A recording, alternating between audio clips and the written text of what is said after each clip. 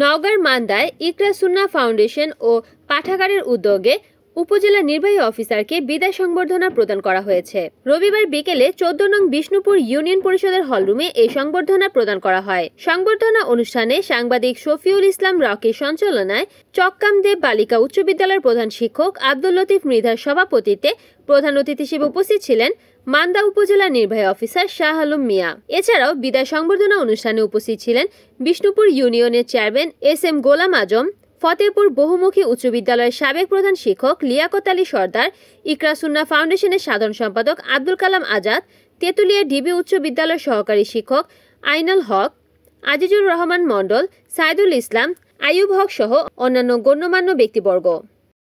আমার বলার কিছু নাই, দীর্ঘদিন মান্দা উপজেলা আমার মনের মণিকোঠায় থাকবে।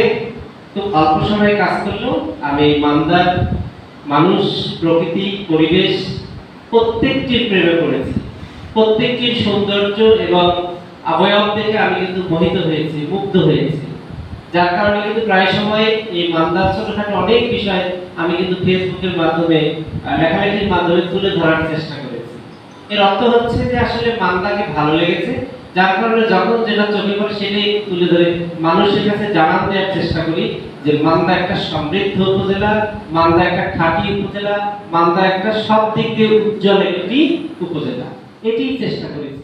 রিপোর্ট করেছেন নওগাঁ প্রতিনিধি ওয়াসিম রাজু, NN TV।